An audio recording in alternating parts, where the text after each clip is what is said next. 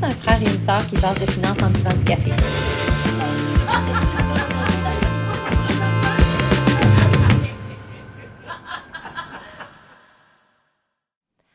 Mon frère, bonsoir. Salut, ça va? Oui, toi? Merci. Oui.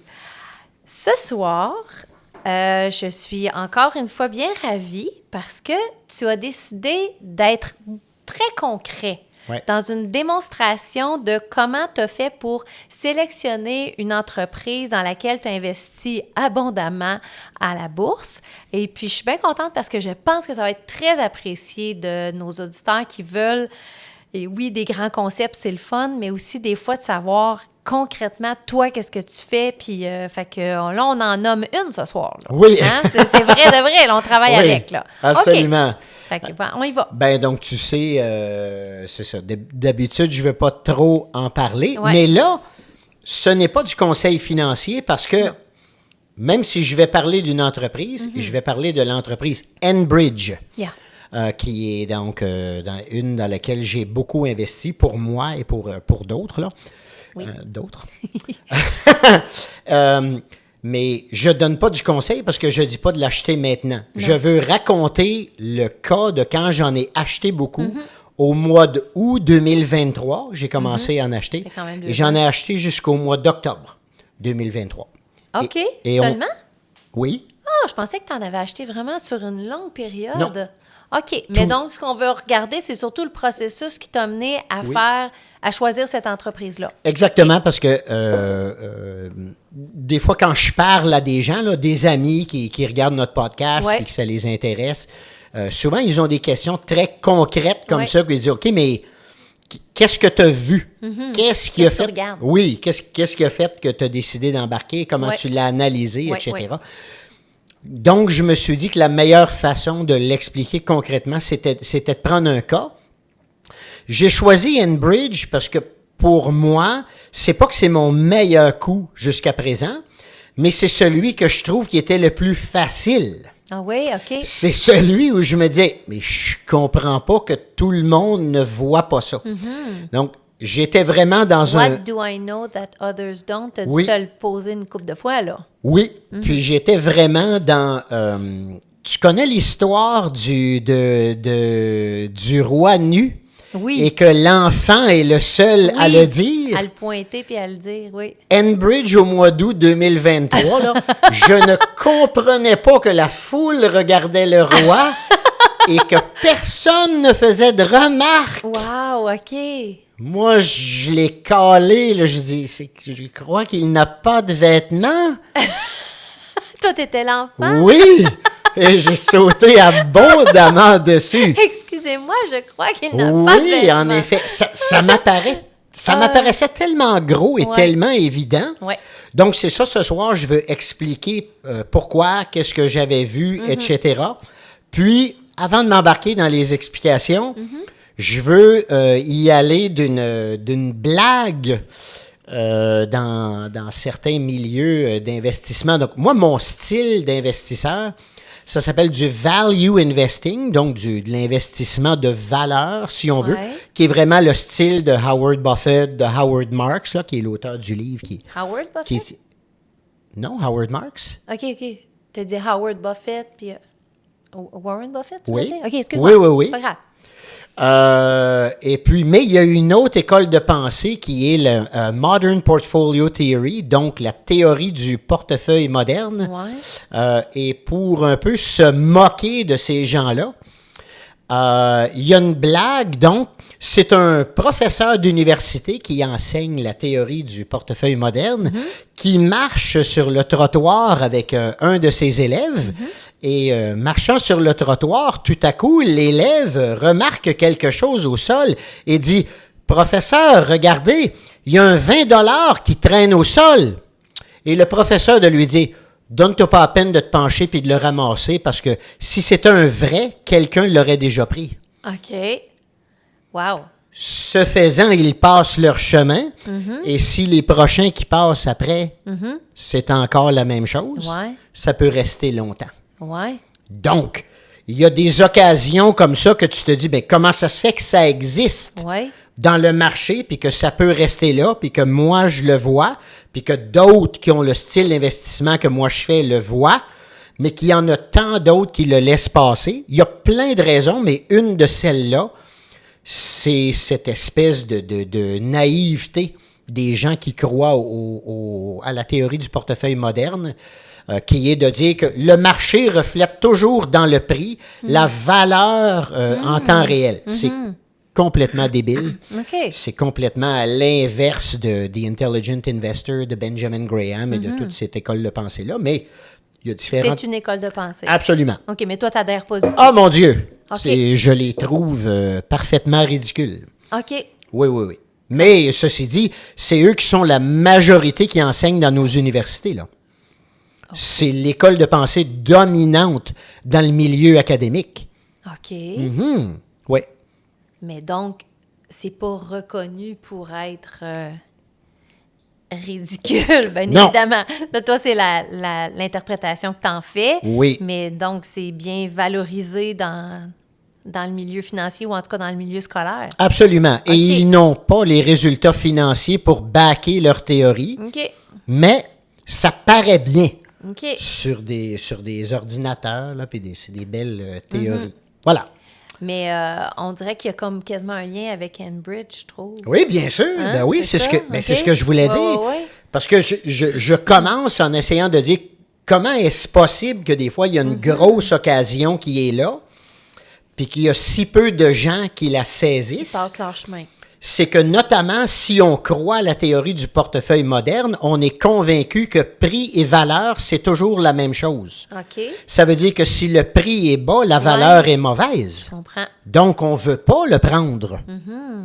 Mais nous, les gens intelligents, les investisseurs intelligents, on sait bien que la valeur et le prix, c'est pas du tout la même chose. Okay.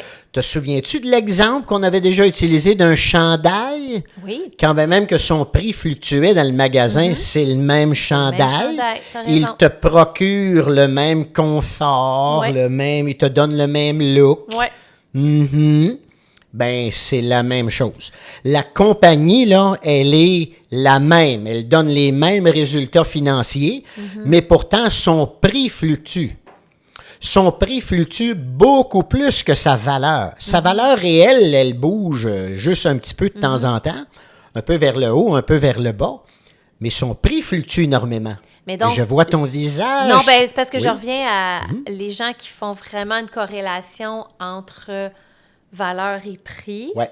C'est encore une fois un shortcut. C'est parce qu'ils ne se donnent pas la peine d'aller vraiment investiguer l'entreprise comme telle. Donc, oh mon Dieu, le prix est vraiment bas, ça doit être parce que ça ne vaut pas grand-chose.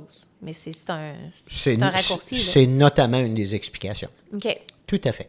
OK. Alors, Oui. reportons-nous au mois d'août 2023. Ma foi, il n'y a pas si longtemps que ça. Là, on n'est plus COVID. On n'est plus COVID. OK. On est même, là, en 2022, là, on s'est rendu compte qu'on a eu beaucoup trop d'inflation. On a des gros problèmes d'inflation en 2022. Ouais. Et là, les banques centrales commencent à monter les taux d'intérêt. Mais donc, au mois d'août 2023, l'action d'Enbridge se retrouve à 44 $. OK. Pour te donner une idée, là, on est 2 ans plus tard. Elle est aujourd'hui à 69,50 à peu près. Elle a touché à 70 $ récemment. Donc, octobre 2025. Oui. Hein? Oui. Mettons que quelqu'un regarde vraiment plus tard. Là. C'est ça, exactement. Ça veut dire qu'en 2 ans, les actions qu'on a achetées se sont appréciées de 60 %. Plus, on a collecté 8 % de dividendes par année chaque année, donc on a reçu 16 %. On doit l'ajouter. Ça veut dire qu'à ce jour, on a un gain de 76 % en 2 ans. OK. Pas pire. Pas pire pantoute. Et je veux surtout insister sur le fait que c'était un cas qui n'était pas du tout risqué. Alors, il y a des fois qu'on fait un gros bénéfice, mais il y avait quand même un certain risque qui était proportionnel avec, on va dire. Mais dans le cas d'Enbridge en 2023, je l'analysais encore et encore. Et en fait, elle avait très, très peu de risques et elle promettait, ma foi, un excellent rendement. OK. Là, 2 affaires. Qu'est-ce que tu veux dire qu'elle n'avait pas beaucoup de risques? Bon, alors on va la regarder. Donc, Je peux-tu te demander la deuxième affaire? Oui. C'est que là, août 2023, mais là, toi, tu l'as découvert quand? Cette compagnie-là, Ouais. je la connaissais depuis au moins 2020. OK. Fait que tu la surveillais déjà. Absolument. Puis là, c'est comme août 2023 que là, c'est fait comme, OK. J'ai toujours une liste de quelques entreprises, je vais dire facilement une dizaine, Oui. qui sont sur ma liste d'attente, OK. qui, à un moment donné, je peux les acheter, ou jamais, Ouais. le prix vient jamais À ton à un target. prix. Exactement, OK. c'est ça. Parfait. Mais donc, Enbridge, je l'avais vraiment ciblé. OK. Alors, Enbridge, qu'est-ce que c'est? Ouais. Donc, c'est une compagnie qui a 4 divisions. Donc, la première, ce sont des pipelines de pétrole. Donc, c'est du transport de pétrole par pipeline. Là, tu vois, des gros tuyaux. Mais là. là, c'est-tu canadien, ça, probablement? Oui, absolument. C'est une compagnie son siège social est à Calgary. OK. Ses opérations sont vraiment nord-américaines. Hein. Elle a Enbridge, c'est une énorme entreprise. C'est la plus grosse entreprise de midstream énergétique en Amérique du Nord. Elle en a énormément aux États-Unis. Et donc, première division, des pipelines de pétrole. Deuxième, des pipelines de gaz naturel, du transport de gaz naturel. Troisième division, c'est celle du service de gaz naturel dans les domiciles. Alors, ce qu'on connaît, nous, au Québec, comme Énergir, OK. Oui. Enbridge et Énergir en Ontario. OK.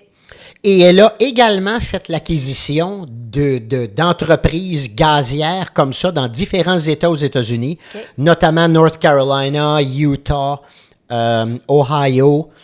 Donc, Enbridge est rendu maintenant la plus grosse entreprise de gaz naturel qui donne des services aux clients. OK.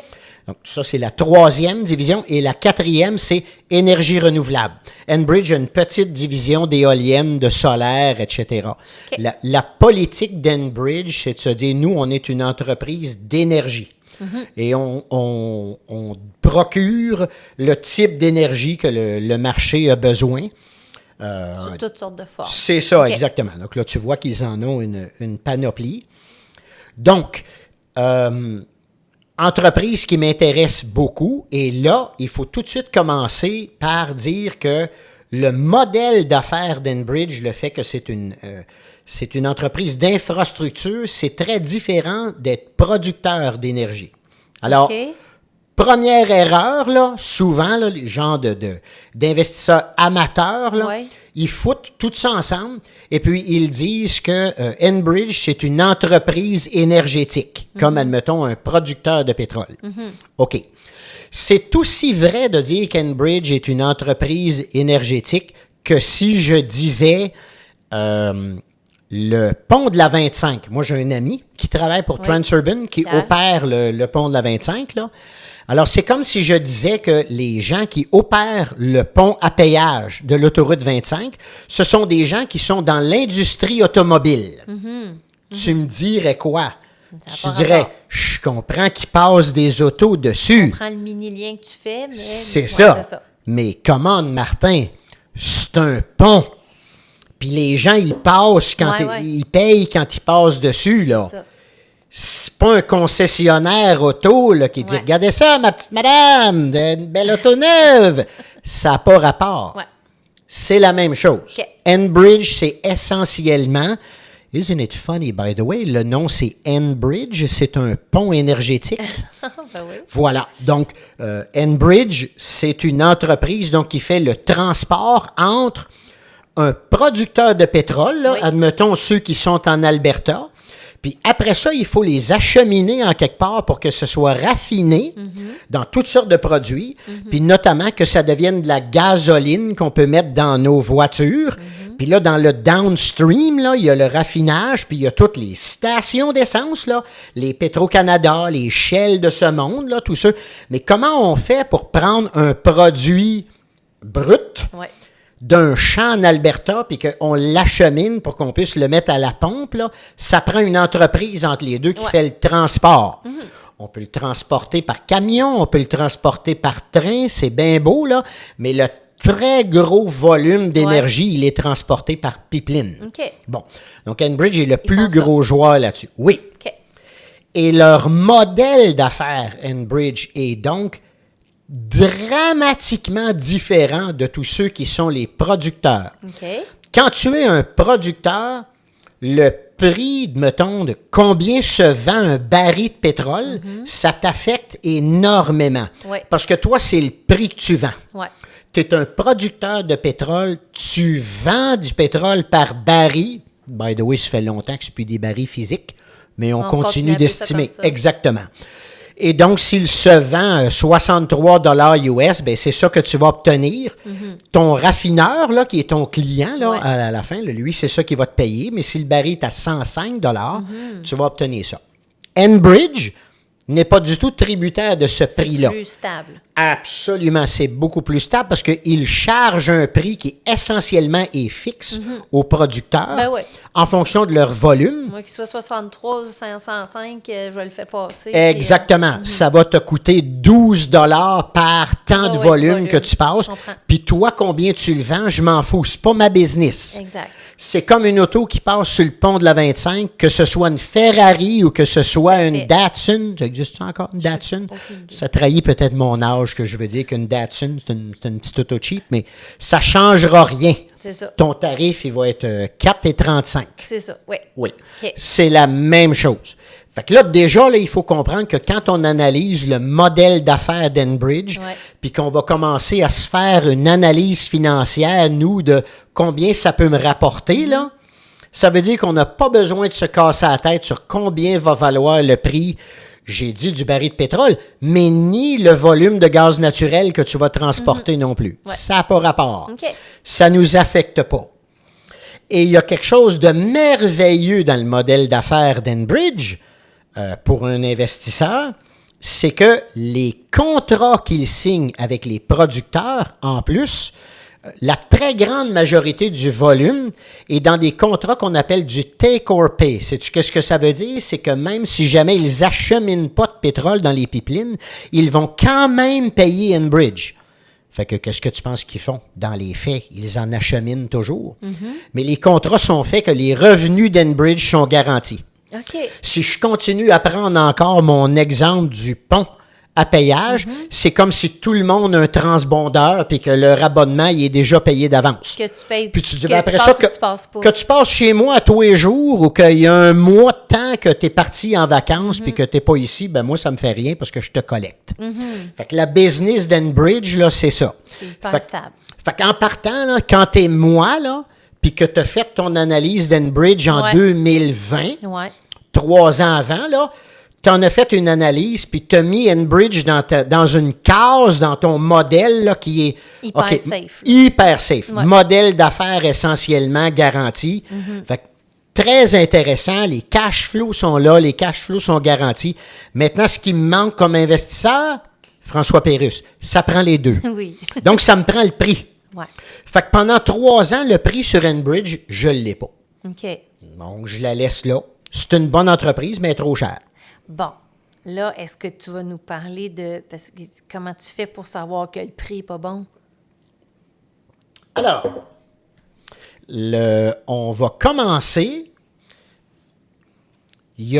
On fait de l'argent avec une action en bourse de 3 façons.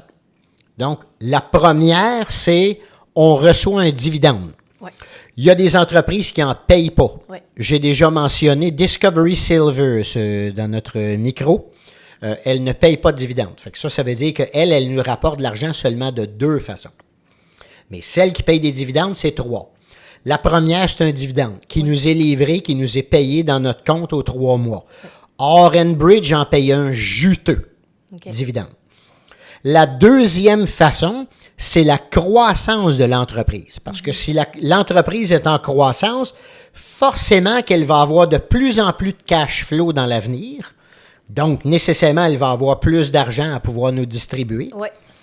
Et le la troisième façon qu'on peut faire de l'argent, c'est l'évaluation qu'en font les gens, qu'en fait le marché de cette entreprise-là et le prix qu'elle est prête à payer. Okay. Fait qu'évidemment, si toi, tu le payes pas cher et qu'elle va monter, c'est une autre façon que tu fais de l'argent. Ouais. Fait que tu as fait de l'argent parce que tu as collecté le dividende, tu as fait de l'argent parce que l'entreprise est en croissance, puis tu as fait de l'argent parce que les gens sont prêts à la payer plus. Bon, fait que le prix qu'on paye, il est très important. Puis là, tu vas voir, là, il y a un lien direct parce que la question que tu m'as posée, c'est comment est-ce que je fais pour savoir qu'elle est trop chère? Ouais. Bon, alors, c'est que le dividende ne payait pas suffisamment à l'investisseur. Qu'est-ce que c'est ça? OK.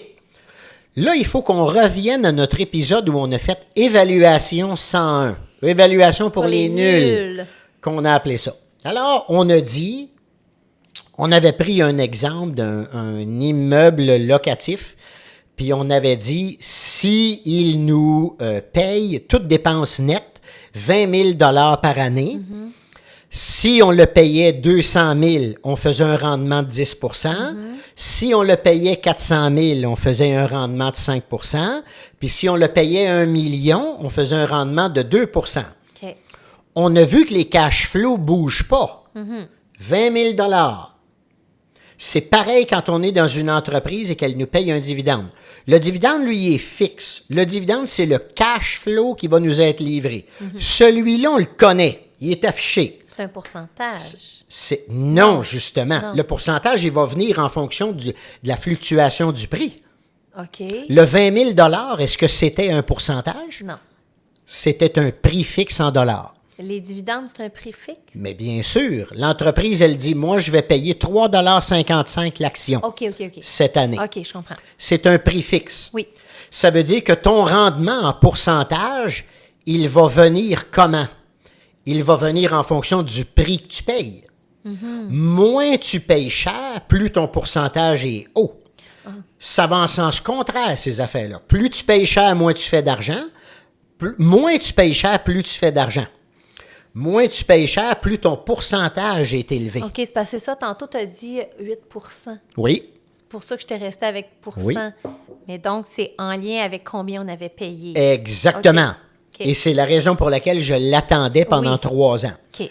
Puis en passant, je répète encore que j'ai jamais de garantie qu'elle non. va atteindre mon prix. Ben non.